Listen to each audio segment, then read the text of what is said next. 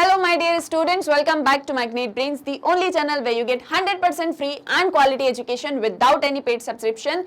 This is Saloni Pandey, your psychology educator. So chapter number 5 that is sensory, attentional and perceptual processes हम पढ़ रहे थे and आज के हमारे इस लेक्चर में हम डिस्कस करने वाले हैं one of the most important topic related to your attentional processes, that is attention deficit hyperactivity disorder ADHD.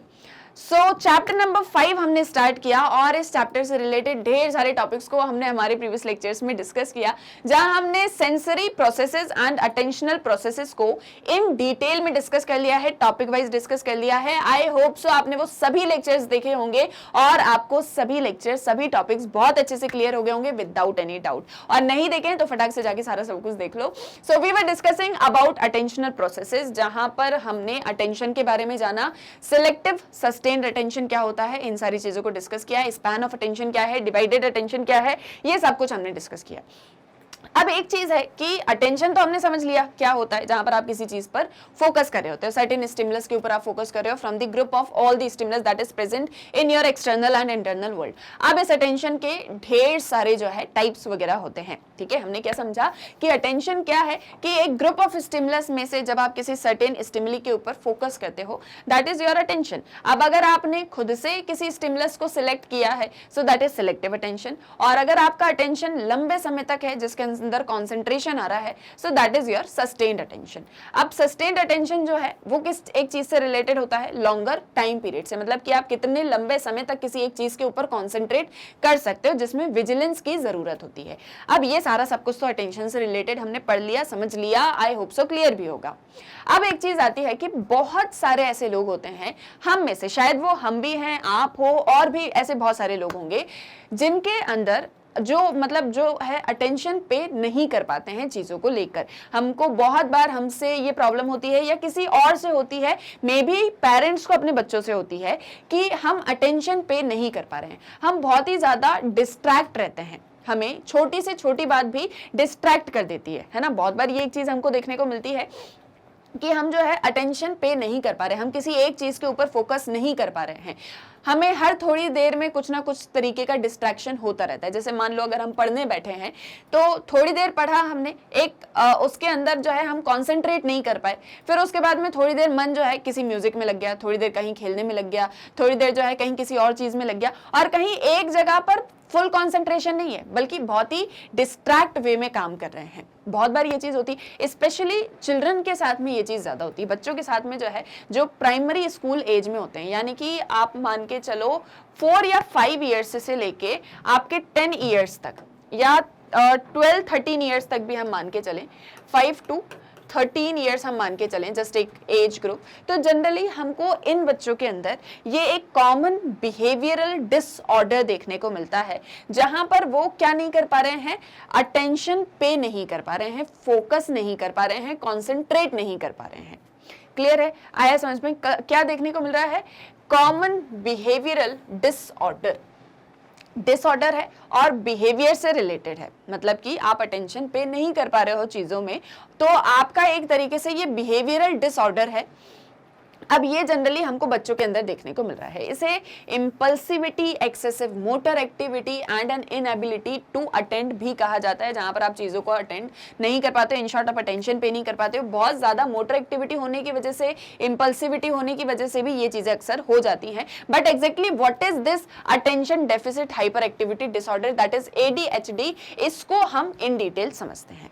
आपको डिसऑर्डर समझ में आया कि जहां पर आप अटेंशन को पे नहीं कर पा रहे हो, आप जो है इनेबल हो to attend things, that is your ADHD. Now the disorder is more prevalent among boys than among girls. अब एक चीज ये देख ली हमने कि ये जो डिसऑर्डर है, सबसे पहली चीज तो ये हमको चिल्ड्रन के अंदर देखने को मिलता है, और इनमें भी सबसे ज्यादा हमको बॉयज के अंदर देखने को मिलता है एज कंपेयर्ड टू गर्ल्स. ऐसा नहीं है कि सिर्फ बॉयज के ही अंदर होता है, लेकिन कंपैरेटिवली बॉयज के अंदर ये डिसऑर्डर ज्यादा देखने को मिलता है. Now what is this, If not managed properly, the attention difficulties may persist into adolescence or adult years. और अगर हम इस एक डिसऑर्डर को, जहां पर अटेंशन डेफिसिट हाइपर एक्टिविटी की हम बात करें, इस एक डिसऑर्डर को अगर हम मैनेज नहीं कर पाए तो ये टाइम के साथ में बढ़ता चला जाएगा और फिर उसके बाद में हमको अटेंशन को लेके डिफिकल्टीज हमारे एडोलेसेंस या अडल्ट ईयर्स में भी हो सकती है। यानी इसके बाद में भी ये जो डिसऑर्डर है ये कंटिन्यूस रह सकता है अगर हमने इसको कंट्रोल नहीं किया तो। अब इसमें क्या होता है, difficulty in sustaining attention is the central feature of this disorder which gets reflected in several other domains of the child. इसमें एक चीज जो सबसे कॉमन है, वही जो मैं आपको स्टार्टिंग से बता रही हूँ कि आप अटेंशन सस्टेन नहीं कर पाते हो ना। व्हाट इज सस्टेन्ड अटेंशन, हमने हमारे लास्ट लेक्चर के अंदर पढ़ा हुआ है। आप बताओ मुझे सस्टेन्ड अटेंशन क्या होता है, प्रीवियस लेक्चर में इसको हमने डिस्कस किया है। सो सस्टेन्ड अटेंशन मेरे को आप कमेंट सेक्शन में बताओ कि सस्टेन्ड अटेंशन क्या है, किस चीज से रिलेटेड है। अगर आपको एक वर्ड में बताना है व्हाट इज सस्टेन्ड अटेंशन तो आप कौन सा वर्ड यूज करोगे, बताओ जल्दी से, फटाफट बता दो मुझे कि सस्टेन्ड अटेंशन क्या होता है। So sustained attention can relate to concentration. Sustained attention आपका कॉन्सेंट्रेशन से रिलेटेड होता है। कॉन्सेंट्रेशन क्या है कि जहां पर आप बाकी सारी चीजों को भूल के किसी एक चीज के ऊपर फोकस करने लग जाते हो। लाइक फॉर एग्जाम्पल मैं अभी आपको पढ़ा रही हूं तो आपका पूरा ध्यान सिर्फ और सिर्फ मेरे पढ़ाने पर है और जब तक मैं पढ़ाऊंगी तब तक आप पढ़ोगे और घर में आपके जो भी सारी चीजें चल रही हैं या आपके सराउंडिंग में किसी तरीके का कोई शोर है, आप जहां रह रहे हो पड़ोस में शादी है, गाने बज रहे हैं, आप उन सारी चीजों को इग्नोर कर दोगे। क्या करोगे, सारी चीजों को इग्नोर कर दोगे, अपने गेट्स वगैरह जो है लॉक करोगे, अपने रूम के बढ़िया बैठोगे, पानी लेके साथ में कुछ खाने को लेके और पढ़ोगे। That means your concentration. और ये कॉन्सेंट्रेशन रिलेटेड है लॉन्गिविटी से, यानी कि आप कितने लंबे समय तक कॉन्सेंट्रेट करते हो। So that is called as sustained attention. उसे क्या कहा जाता है, सस्टेन्ड अटेंशन, कि आप किसी एक चीज के ऊपर अटेंशन पे कर रहे हो लंबे समय तक। ठीक है, तो अब ये जो ADHD है यानी ये जो डिसऑर्डर है, इसके अंदर जो सबसे प्राइम कैरेक्टरिस्टिक होता है वो यही होता है कि आप लंबे समय तक किसी एक चीज के ऊपर कॉन्सेंट्रेट नहीं कर पा रहे हो। तो इसमें क्या चीजें होती है, लाइक फॉर एग्जांपल, और ये हमको डिफरेंट डोमेन्स में देखने को मिलता है। जैसे मतलब ऐसा नहीं है कि आप सिर्फ और सिर्फ पढ़ाई के ऊपर ही कॉन्सेंट्रेट नहीं कर पा रहे हो या सिर्फ आप पढ़ाई के ऊपर ही अटेंशन पे नहीं कर पा रहे हो, बल्कि आप बहुत सारी डोमेन्स में अटेंशन सस्टेन नहीं कर पा रहे हो। तो जैसे फॉर एग्जाम्पल आप बहुत ही ज्यादा डिस्ट्रैक्टेड हो, आपके पेरेंट्स आपको जो चीजें बोलते हैं आप सुनते हो बट उसके बाद में समझ में नहीं आती, उसको फॉलो नहीं कर पाते। ठीक है, आप जो है अपने पेरेंट्स के साथ में भी आपको बहुत ही डिफिकल्टी होती है, आप बड़े ही नेगेटिवली अपने पीरियड के थ्रू देखे जाते हो। मतलब आपके फ्रेंड्स भी आपको बहुत ही नेगेटिव इमेज बना के रखते हैं, आपके पेरेंट्स के साथ में भी आपका उतना अच्छे से जो है एक कम्युनिकेशन नहीं हो पाता, पेरेंट्स की बात आप नहीं समझ पाते और इसी के साथ साथ में आप अपनी पढ़ाई पर भी अच्छे से फोकस नहीं कर पा रहे हो, आप किसी और एक्टिविटी पर भी अच्छे से फोकस नहीं कर पा रहे हो। ये जो मैं फोकस बोल रही हूँ इसका मतलब है अटेंशन। ठीक है, कि आप जो है वहां पर भी चीजों को अटेंड इजीली नहीं कर पा रहे हो, आपको बहुत ज्यादा डिफिकल्टी आ रही है। They do poorly in school and show difficulties in reading or learning basic subjects in school in spite of the fact that there is no deficit in their intelligence. Now this is very important point जो आपको ADHD में ध्यान रखना है। देखो इसमें आप ये नहीं बोलना या ना ही इस एक चीज को सोचना कि अगर कोई भी पर्सन है वो अटेंशन नहीं पे कर पा रहा है, फोकस नहीं कर पा रहा है, तो कहीं ना कहीं ये उसके इंटेलिजेंस से रिलेटेड है। यानी कि मे बी वो पर्सन उतना ज्यादा इंटेलिजेंट नहीं है या मे बी उसका माइंड वर्क नहीं कर रहा है। ये बिल्कुल गलत है, ये पूरी तरह से गलत है अगर आप ऐसा मानो कि इस एक डिसऑर्डर में जो भी पर्सन है, फॉर एग्जांपल किसका एग्जांपल ले लें, हम राहुल का एग्जांपल ले लेते हैं। ठीक है, there is Rahul, so Rahul can not pay attention to a single thing. That doesn't mean कि इसके अंदर इंटेलिजेंस को लेके प्रॉब्लम है या इसके अंदर इंटेलिजेंस लेवल नहीं है। He is intelligent, but there is a disorder that he can't pay attention to anything in a sustained manner. Okay, so अब यहाँ पर क्या हो रहा है, ना ही वो अपने स्कूल में अच्छे से चीजों को समझ पा रहे हैं, ना ही उनके फ्रेंड्स के साथ में उनके रिलेशन इतने अच्छे हैं, और इसी के साथ में सिंपल से सिंपल बेसिक सब्जेक्ट्स जो होते हैं उन्हें भी समझने में, लर्न करने में, रीड करने में उसको दिक्कतें आ रही है। आपने अपनी क्लास में भी बहुत से ऐसे स्टूडेंट्स देखे होंगे जिन्हें चीज़ें मतलब वो उन्हें आता सब कुछ है बट अच्छे से लर्न नहीं कर पाते, अच्छे से रीड नहीं कर पाते, अच्छे से समझ नहीं पाते, उनके फ्रेंड्स भी अच्छे नहीं होते हैं और कहीं ना कहीं हम ऐसे समझ लेते हैं मतलब इन जनरल हम ऐसे बोलने लग जाते हैं अरे ये तो बिल्कुल पागल है, इसके पास में तो बिल्कुल दिमाग ही नहीं है और इसको तो कुछ भी ना पढ़ना आता है ना लिखना आता है, ये बड़ा ही पुअर स्टूडेंट है। हम ऐसे उसकी इमेज को क्रिएट कर देते हैं but that is not the reality. Reality क्या है कि वो इंटेलिजेंट है but there is a disorder that he can't pay attention to a thing in a sustained manner. Clear है, आया समझ में? Now studies generally do not provide evidence for a biological basis of the disorder whereas some relationships of the disorder with dietary factors particularly food coloring has been documented. इसके ऊपर बहुत सारी studies तो की गई हैं बट उसमें किसी भी तरीके का बायोलॉजिकल बेसिस नहीं मिला डिसऑर्डर का, यानी कि अगर इस तरह का कोई डिसऑर्डर है तो आपके अंदर कोई बायोलॉजिकल फैक्टर है जिसकी वजह से ऐसा डिसऑर्डर है। यानी कि जैसे हम समझते हैं कि हमारे अंदर जो भी सारी चीजें होती हैं वो हमारे जेनेटिक्स के थ्रू होती है। ह्यूमन डेवलपमेंट में हमने ये चीज पढ़ी थी और हमारे अंदर जो बायोलॉजिकल डेवलपमेंट होता है वो रिलेटेड होता है उन्हीं चीजों से। तो आपकी बॉडी में किसी तरह का कोई डिसऑर्डर नहीं है, बायोलॉजिकली आपके अंदर कोई डिसऑर्डर नहीं है जिसकी वजह से आप अटेंशन पे नहीं कर पा रहे हो, ऐसा कुछ भी नहीं है। स्टडीज में भी ये चीज पाई गई है कि अगर किसी को ADHD है तो इसका मतलब ये नहीं कि बायोलॉजिकली उसके अंदर किसी तरह का डिसऑर्डर है, बल्कि कुछ स्टडीज में जब मतलब स्टडीज वगैरह कंडक्ट की गई तो कुछ ऐसी चीजें भी दिखाई गई कि अगर आपके डाइटरी फैक्टर्स में किसी तरह का डिसऑर्डर है, आप कलर्ड फूड बहुत ज्यादा कंज्यूम कर रहे हो और तो इस तरह की चीजें जो है हो सकती है। मतलब सिर्फ कलर्ड फूड एक फैक्टर नहीं है, बहुत सारे फैक्टर्स हैं बट जस्ट एक एग्जांपल कि अगर आप जो है फूड कलर को जो है बहुत ज्यादा यूज मतलब कंज्यूम करते हो, बहुत ज्यादा खाते हो, हर चीज में फूड कलर ऐड कर देते हो तो कहीं ना कहीं ये एक डिसऑर्डर आपको हो सकता है। अब इसका मतलब ये नहीं कि आप लोग जो है कलर फूड खाना बंद कर दें, बंद नहीं करना है बट द थिंग इज कि अगर आप हर चीज में कलर खा रहे हो और हर चीज में जो है फूड कलर ऐड ऑन कर रहे हो so that is not good for your health. वो तो वैसे भी इन जनरल हमारे घर में बोला जाता है, हमको बताया जाता है कि फूड कलर हर चीज में ऐड नहीं करना और अगर आप उसको ऐड कर रहे हो तो आपको उसको अच्छे से पका के खाना है ना। अब यहाँ पर ये एक चीज कही जा रही है कि वैसे तो स्टडीज हुई बट एटलीस्ट एक हमको वो नहीं मिल पाया कि किस वजह से जो है ADHD होता है, बट स्टिल कुछ चीज़ों से ये पता चला कि अगर आपकी डाइट में ऐसे फैक्टर्स आप यूज़ कर रहे हो जैसे कि फूड कलरिंग तो वो आपको इस तरह के डिसऑर्डर मतलब आपके अंदर आ सकते हैं। On the other hand socio psychological factors इसमें इंपॉर्टेंट रोल प्ले करते हैं। आपका अपना घर का एनवायरनमेंट कैसा है, आपकी अपनी फैमिली किस तरीके की है, तो ये चीज़ें भी जो है बहुत इंपॉर्टेंट फैक्टर्स होते हैं आपकी अपनी ग्रोथ एंड डेवलपमेंट में। तो अगर आपका बड़ा ही टॉक्सिक एनवायरनमेंट में आप रह रहे हो तो कहीं ना कहीं वो चीज़ें आपको परेशान करती हैं और जो चीज़ें आपको परेशान करेंगी सोशली साइकोलॉजिकली तो वो आपके माइंड पर असर करेगी ही करेगी। तो आप कितने भी ज़्यादा इंटेलिजेंट हो कहीं ना कहीं एक आपके लिए ये चीजें ये आपका टॉक्सिक एनवायरनमेंट ड्रॉबैक बन ही जाएगा। तो आपके अपने बायोलॉजिकल फैक्टर्स तो इसमें नहीं है बट आपका सोशल साइकोलॉजिकल फैक्टर इसमें इंपॉर्टेंट रोल प्ले करता है और आपके डाइटरी फैक्टर्स भी। Currently, ADHD is considered to have multiple causes and effects. Disagreements remains over the most effective method of treatment of ADHD. आज के टाइम में बहुत सारे ADHD के causes भी हैं और बहुत सारे effects भी हैं कि ये क्यों हो रहा है, क्या सारे reasons हैं, बहुत सारी studies इसके ऊपर चल रही हैं बट अभी भी कोई एक most effective method पर agreement नहीं हुआ है कि कौन सी method हमको use करनी चाहिए जिसके थ्रू हम ADHD जैसे disorder को क्योर कर सकते हैं। अभी तक ऐसी किसी भी मेथड के ऊपर जो है कंसेंसस नहीं बना है। तो ये एक जो डिसऑर्डर है इसके लिए एक ड्रग यूज किया जाता है दैट इज रिटालिन।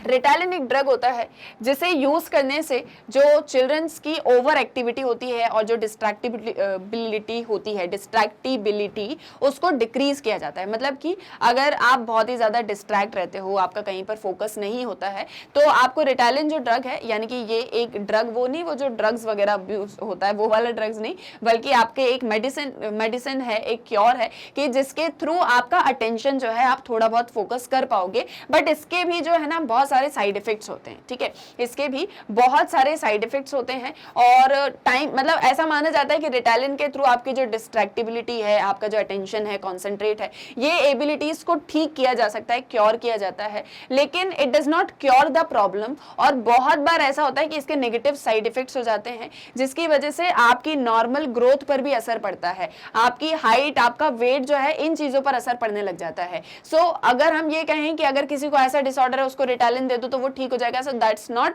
ट्रू, क्योंकि ये प्रॉब्लम को क्योर नहीं कर रहा बल्कि और नई प्रॉब्लम्स हमारे लिए लेकर आ रहा है। तो अभी तक कोई ऐसा कंसेंसस नहीं है जिस पर हम ये कह सकें कि ADHD जो है वो इन चीजों के थ्रू क्योर हो सकता है। बट एक चीज हम इसमें कर सकते हैं, that behavioural management programs featuring positive reinforcement and structuring learning materials and tasks in such a way that minimizes errors and maximizes immediate feedback and success have been found quite useful। तो देखो अभी तक जो पढ़ा उस एक चीज को समझो कि ADHD क्या, जहां पर आप सस्टेन्ड मैनर में अटेंशन नहीं पे कर रहे हो, that is your ADHD disorder. बच्चों के अंदर ज्यादा देखा जा रहा है कॉन्सेंट्रेशन जो है आप नहीं कर पाते हो किसी चीज को लेके। इसका मतलब बिल्कुल ये नहीं है कि आपके अंदर इंटेलिजेंस लेवल नहीं है, बट आप जो है फोकस नहीं कर पाते। अब इसमें बहुत सारे रीजंस होते हैं, आपका अपना डाइट किस तरीके का है, आपका सोशो साइकोलॉजिकल बैकग्राउंड किस तरीके का है, ये चीजें बहुत मैटर करती हैं इसमें। अब जैसे मैं आपको एक एग्जांपल दूं, मान लो किसी की फैमिली है, किसी की फैमिली के अंदर जो है बहुत सारी प्रॉब्लम्स हैं, बिल्कुल भी जो है मतलब हेल्दी इन्वायरमेंट नहीं है, वो हमेशा जो है पेरेंट्स के बीच में लड़ाई झगड़े होते रहते हैं और हमेशा जो सिबलिंग्स भी हैं वो भी अपनी अपनी लाइफ में बहुत खुश रहते हैं। जस्ट सपोज एक जो है हाइपोथेटिकल सिचुएशन क्रिएट करते हैं, ये एक घर है, इसके अंदर 5 मेंबर्स रहते हैं, ठीक है, 2 तो आपके पेरेंट्स हो गए मतलब मम्मी पापा हो गए और 3 बच्चे हो गए। इन 3 में से एक आप हो, आपका नाम क्या है, आपका नाम रख लेते हैं, क्या नाम रखें आपका, विशाल नाम रख लेते हैं, ठीक है। अब कोई भी विशाल जो है इससे बिल्कुल भी ऑफेंडेड फील नहीं करेगा, ये जस्ट एक एग्जांपल है। तो अब आपका नाम विशाल है, ठीक है, तो अब आपने देखा कि यार हमेशा मेरे पेरेंट्स लड़ते रहते हैं, आपके जो भाई बहन है वो अपनी लाइफ में बिल्कुल सेट है, उन्हें घर से कोई फर्क नहीं पड़ता, आप बहुत ही ज्यादा फैमिली में इंडल्ज्ड हो और कहीं ना कहीं ये चीजें आपके माइंड को बहुत ही ज्यादा डिस्ट्रैक्ट करती हैं, क्योंकि आप कुछ भी करने बैठते हो तो आपको एक डर रहता है कि यार घर में कहीं इस चीज को लेके लड़ाई झगड़ा ना होने लग जाए, जरा सी भी अगर कोई तेज आवाज में हंस भी रहा है तो आप जो है डर जाते हो एक चीज से। ये चीज डिस्ट्रैक्शन लाएगी, ऑब्वियस है आपकी लाइफ में डिस्ट्रैक्शन लाएगी। अब इसकी वजह से आप कंसंट्रेट नहीं कर पाओगे इजीली, तो आपका अपना सोशियो साइकोलॉजिकल बैकग्राउंड बहुत ज्यादा इंपॉर्टेंट होता है। तो इस तरीके से हमको ADHD डिसऑर्डर जो है वो अक्सर देखने को मिलता है। अब इसके अगर हम क्योर की बात करें तो अभी तक इसका कोई क्योर कैसे होगा ये पता नहीं चला, बहुत सारी स्टडीज चल रही है, but still we can't get a मतलब एक जो है अग्रीमेंट नहीं बन पाए कि ये एक मेथड यूज करनी चाहिए। रिटालिन ड्रग को यूज करने की बात की जाती है, लेकिन अल्टीमेटली ये हमारी ग्रोथ को अफेक्ट करता है। तो अब भाई कैसे ठीक करना है, अब कैसे ADHD को जो है क्योर किया जा सकता है, तो मैं अगर आपको इसी एक कंडीशन से बताऊं, अगर आप बिहेवियरल मैनेजमेंट प्रोग्राम चलाते हो, ये चीज तो एक अलग होगी, लेकिन अब इसके बाद में क्या होता है, धीरे धीरे करके इसके जो सिबलिंग्स हैं वो भी इस चीज़ों को समझना स्टार्ट करते हैं कि घर में जो है इस तरीके का माहौल है जिसको हमको चेंज करने की ज़रूरत है। हमारी अपनी लाइफ तो ओके है, लेकिन हमारा छोटा जो है भाई भी है, हमको उसकी तरफ भी ध्यान देना है, हमको अपने पेरेंट्स को भी जो है चीज़ों में मतलब सही करना है, क्यों ये लड़ाई झगड़ा हमारे घर में हो रहा है उसका एक सोल्यूशन हमको निकालना है। पेरेंट्स भी अपनी तरफ से इनिशिएटिव लेते हैं कि हमको जो है घर का माहौल सुधारना है, बच्चों की तरफ जो है हमको ध्यान देना है। तो धीरे धीरे करके अगर आप चीज़ों को नॉर्मलाइज करने लग जाओ, ठीक है, धीरे धीरे करके घर के अंदर जो भी सारी लड़ाई झगड़े चल रहे हैं वो बंद होना स्टार्ट हो जाएं और हम जो है एक हेल्दी इन्वायरमेंट क्रिएट करें कि जहां पर जो है इसको बहुत ही कंफर्टेबल फील हो, इसको बहुत ही कंफर्टेबल फील होने लग जाए। अब ये जो है छोटी छोटी बात से डरेगा नहीं और साथ ही में इसको ये पता है कि हाँ अब जो है मेरे घर में इस तरीके का माहौल नहीं है, तो मैं अच्छे से जस्ट एक एग्जाम्पल पढ़ाई का लेते हैं कि मैं आराम से बैठ के पढ़ सकता हूँ, अपने फ्रेंड्स के साथ में बाहर घूमने भी जा सकता हूँ, अपनी लाइफ को भी इंजॉय कर सकता हूँ। तो अगर आपका माइंड हेल्दी रहेगा तो आप चीजों में कॉन्सेंट्रेट भी कर पाओगे, आप अपने उस इंटेलिजेंस लेवल को भी यूज कर पाओगे। आपने पढ़ा ना कि हेल्दी माइंड तो रहेगा तो हेल्दी बॉडी रहेगी, तो अगर हेल्दी माइंड रहेगा तो आपका माइंड काम भी तो अच्छे से करेगा। तो इसीलिए अगर आप बिहेवियरल मैनेजमेंट प्रोग्राम चलाते हो, पॉजिटिव लर्निंग मटेरियल्स, पॉजिटिव रेइंफोर्समेंट करते हो, कुछ ऐसे टास्क वगैरह जो है बना के रखते हो जिसके थ्रू आप जो है जो भी पर्सन है उसको इमीडिएट फीडबैक दे सको, तो ये चीज़ें बहुत सक्सेसफुल प्रूव होती हैं इस एक डिसऑर्डर को लेके। ये जस्ट कोई ऐसा नहीं है कि आपको कोई बीमारी लग गई है, लाइक फॉर एग्जाम्पल आपको कैंसर हो गया, ऐसा कुछ भी नहीं है, जस्ट एक डिसऑर्डर है जिसको क्योर किया जा सकता है। ठीक है, आप मेडिसिन वगैरह के थ्रू करोगे दैट्स डिफरेंट पार्ट, लेकिन अगर आप उसको साइकोलॉजिकली ठीक करते हो, क्योंकि साइकोलॉजिकल डिसऑर्डर है, तो अगर आप उसको उसी चीज के थ्रू क्योर कर सकते हो, आप एक हेल्दी एनवायरनमेंट क्रिएट कर सकते हो, आप उस पर्सन को अगर मोटिवेटेड फील करा सकते हो, तो आप उस पर्सन के इस डिसऑर्डर को भी क्योर कर सकते हो। तो ये इसका जो है एक क्योर बताया गया कि अगर आप बिहेवियरल मैनेजमेंट प्रोग्राम चलाते हो तो ADHD को क्योर किया जा सकता है। Successful modification of ADHD is claimed with cognitive behavioral training program in which rewards for desired behaviors are combined with training in the use of verbal self instructions। कुछ ऐसे सक्सेसफुल मॉडिफिकेशन प्रोग्राम्स चलाए भी गए हैं ADHD को cure करने के लिए, जहां पर कॉग्निटिव बिहेवियरल ट्रेनिंग प्रोग्राम्स चलाए गए। कॉग्निटिव बिहेवियरल ट्रेनिंग प्रोग्राम्स जो कि आपके माइंड से रिलेटेड है, आपके नोइंग प्रोसेस, अंडरस्टैंडिंग, थिंकिंग, इन प्रोसेसेस से रिलेटेड है। तो उसको लेके कुछ ट्रेनिंग प्रोग्राम्स चलाए गए और जिसमें क्या किया गया कि किसी तरह के बिहेवियर जो हमको किसी पर्सन से करवाना है, फॉर एग्जांपल ये A, B, C ये लोग जो है हमारे ट्रेनिंग प्रोग्राम्स में थे, तो हम इनसे किसी तरह का कोई काम करवाना चाहते थे, किसी तरह का बिहेवियर हम इनसे जो है एक्सपेक्ट करते थे और अगर वो कर देते थे, वैसा काम ही करते थे, तो हम इनको रिवार्ड प्रोवाइड करते थे, हम इनको इंस्ट्रक्शंस दिया करते थे। जैसे अगर हमने इनको कोई काम करने को बोला है तो ऐसा नहीं है, जैसे फॉर एग्जांपल मैंने आपसे कहा कि आज आप जो है फुटबॉल का एक मैच होने वाला है और आपको जीतना है, बस आप फुटबॉल मैच खेलने चले गए और आप अपने पूरा जोर लगा दो और उसके बाद में जो है बस मैच हो गया, दैट्स इट। अब आप जीते हारे वो बात की बात है, ऐसा नहीं होना चाहिए। अगर मैंने आपसे बोला कि आज फुटबॉल मैच है, आपको जीतना है, तो आप क्या करोगे, पहले तो सुनोगे, ठीक है, you will stop think and then do. पहले तो सुनोगे मेरी बात को, फिर उसके बाद में सोचोगे कि भाई मैं किस तरह से जीत सकता हूँ, कौन कौन सारे प्लेयर्स हैं, मेरे पास इतना टाइम है, मुझे क्या एक स्ट्रैटेजी बनाओगे, उसके बाद में आप वर्क करोगे। सो ये सेम चीज यहाँ पर भी इस एक प्रोग्राम के अंदर सिखाई गई, ट्रेनिंग प्रोग्राम के अंदर, कि आपको कोई भी चीज है तो आप पहले आराम से उसको सोचो, फिर उसके बाद में आप काम करो, तो डिस्ट्रैक्शन नहीं आएगा। एक एग्जाम्पल मैं आपको देती हूँ, आप कभी पढ़ने बैठते होगे तो अगर जैसे फॉर एग्जाम्पल आपने ये सोचा कि यार आज जो है 4 चैप्टर्स कंप्लीट करने हैं मुझे, ठीक है, 11th साइकोलॉजी के 4 चैप्टर्स मुझे आज पूरी तरह से कंप्लीट करने हैं, मेरे पास में सिर्फ और सिर्फ 2 आवर्स हैं, तो बस बैठे पढ़ना स्टार्ट किया और जस्ट हो गया। लेकिन अब क्या होता है, जैसे ही पढ़ने बैठते हैं तो फिर ऐसा लगता है अरे यार ये वाली चीज कैसे करेंगे, इसका तो मीनिंग पता ही नहीं है, ये चीज तो ऐसी है ही नहीं, वो लाता है आपके डिस्ट्रैक्शन। लेकिन आपने सोचा 4 चैप्टर मुझे कंप्लीट करने हैं 2 घंटे के अंदर, तो आपने क्या किया, आप बैठे, पहले तो आपने चारों चैप्टर्स को देखा, आपने देखा कि ये वाला चैप्टर बड़ा था तो इसमें थोड़ा ज्यादा टाइम देना है, ये वाला छोटा था इसमें थोड़ा सा कम टाइम देना है, ऐसा करके आपने एक पूरी स्ट्रैटेजी बनाई, फिर आप पढ़ने बैठे तो आप देखोगे कि हाँ मैं 2 घंटे के अंदर 4 चैप्टर खत्म कर सकता हूं या कर सकती हूं। लेकिन अगर आप जस्ट बैठ गए और आपने कहा चलो शुरू करो और पढ़ना ये वो, तो आप देखोगे कि आप 2 घंटे में शायद 1 चैप्टर भी कंप्लीट ना कर पाओ। तो एक जो है stop think and then do वाले जो इंस्ट्रक्शंस है ना, वो आपको पूरी लाइफ में वैसे भी बहुत ज्यादा हेल्पफुल होते हैं।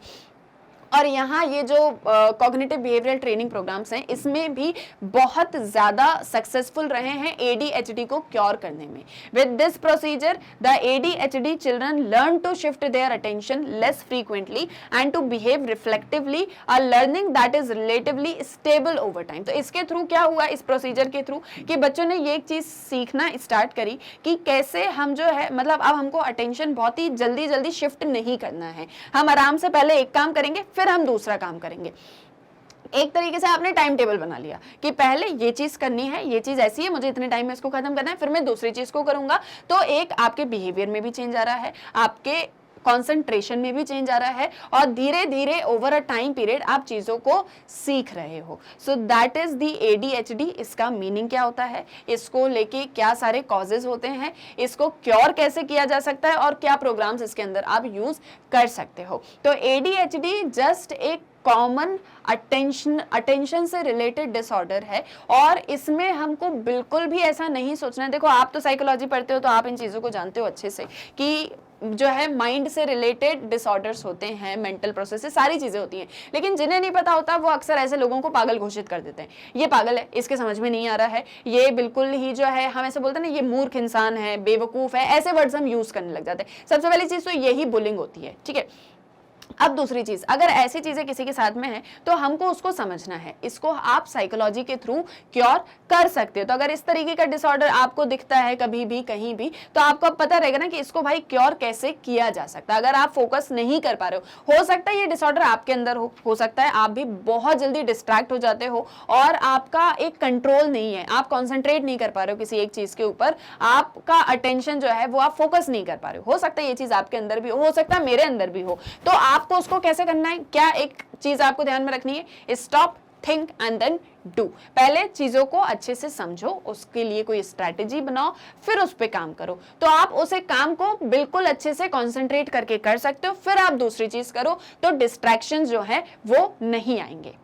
क्लियर है, आए यहां तक समझ में? आई होप सो आपको ADHD में यानी कि attention deficit hyper activity disorder में कोई डाउट नहीं होगा कि अब सबसे पहली चीज तो मीनिंग क्या है, क्या कॉजेज होते हैं, क्या इसका क्योर है, कैसे इसको सोशल साइकोलॉजिकल डिसऑर्डर को जो है मतलब फैक्टर्स को क्योर यूज करके क्योर किया जा सकता है, क्या सारे ट्रेनिंग प्रोग्राम्स हम चला सकते हैं, etcetera etcetera. I hope so सारे टॉपिक्स और सारी चीजें क्लियर हो गई होंगी विदाउट एनी डाउट। स्टिल आपका कोई भी डाउट है, कोई भी चीज है जो आप मुझसे पूछना चाहते हैं रिलेटेड टू दिस टॉपिक या आपका सब्जेक्ट या एनीथिंग, सो आप मुझसे कमेंट सेक्शन में पूछ सकते हैं। आई होप सो क्लियर हो गया होगा। सो अब हम मिलेंगे हमारे नेक्स्ट लेक्चर में जहां पर हम स्टार्ट करेंगे परसेप्चुअल प्रोसेसेस को और हम जानेंगे कि परसेप्शन एग्जैक्टली होता क्या है। सो अब नेक्स्ट लेक्चर में मिलेंगे। आई होप सो यहां तक सारी चीजें क्लियर हैं। तो अब बस जाते जाते एक और छोटी सी इंफॉर्मेशन मैं आपको दे दूं कि आपको मैग्नेट ब्रेन्स की वेबसाइट को कैसे एक्सेस करना है। तो जैसे कि आप सभी जानते हो सारे लेक्चर्स, डेली लेक्चर्स आपको यूट्यूब चैनल पर मिलते ही है। साथ ही साथ में मैग्नेट ब्रेन्स का ऐप है जिसे आप प्ले स्टोर से डाउनलोड कर सकते हो। अब इसके बाद भी बहुत सारे स्टूडेंट्स को एक प्रॉब्लम होती है कि ये सीक्वेंस में सारी चीज़ें नहीं मिल रही हैं या सारे चैप्टर्स नहीं मिल पा रहे हैं या सारे कोर्सेज नहीं मिल पा रहे हैं। तो आपकी इस प्रॉब्लम को सॉर्ट आउट कर दिया है और वो सोल्यूशन आपको मिलेगा मैग्नेट ब्रेन्स की वेबसाइट पर, जहां पर आपको सारे लेक्चर्स, सारे कोर्सेज, सारे सब्जेक्ट्स सब कुछ मिलेगा एक ही जगह पर सीक्वेंस वाइज ऑर्डर में, बिना किसी दिक्कत परेशानी का आप इजीली सभी कोर्सेज को एक्सेस कर सकते हो। आपको बस क्या करना है, ब्राउजर में आपको एंटर करना है www.magnetbrains.com। आप जैसे ये एंटर करोगे आपके सामने ये magnet brains education platform open होगा। आप इसको स्क्रॉल करोगे तो देखोगे यहाँ पर एक्सप्लोर टॉप कोर्सेज का ऑप्शन आ रहा है। यहाँ पर सभी कोर्सेज हैं, यहाँ पर सभी क्लासेस हैं।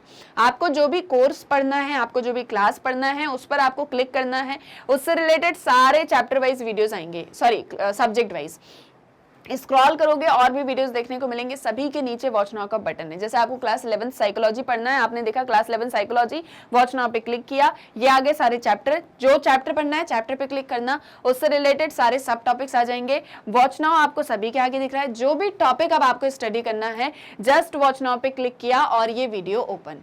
अब यहाँ से आपको नेक्स्ट वीडियो देखना है, नेक्स्ट वीडियो पे क्लिक करो। आपको ये नहीं देखना है, कुछ और देखना है, कोई और चैप्टर पढ़ना है, कोई और टॉपिक पढ़ना है, कोई और सब्जेक्ट पढ़ना है, यहाँ से कैंसिल कर दो। बहुत ही इजीली आप मैग्नेट ब्रेन्स की वेबसाइट को एक्सेस कर सकते हो। यहाँ आपको मिलती है 100% फ्री ऑनलाइन एजुकेशन बिना किसी पेड सब्सक्रिप्शन के। आपको यहाँ किसी तरह का कोई पेमेंट नहीं करना, किसी तरह का कोई कूपन नहीं खरीदना, सब कुछ बिल्कुल फ्री ऑफ कॉस्ट है और वो भी क्वालिटी कंटेंट और बेस्ट टीचर्स के साथ में। सो जस्ट अपने फ्रेंड्स एंड रिलेटिव्स को भी मैग्नेट ब्रेन्स के बारे में बताओ ताकि वो अपनी पढ़ाई के लिए यहाँ वहाँ ना भटकें और बहुत ही easily 100% free and quality education को एक्सेस कर सकें। सो आई होप सो सारी चीजें क्लियर हैं और वीडियो पसंद आया है तो फटाक से लाइक कर दो, शेयर कर दो और चैनल को सब्सक्राइब करना मत भूलना। हम मिलेंगे हमारे नेक्स्ट वीडियो लेक्चर में। Thank you very much.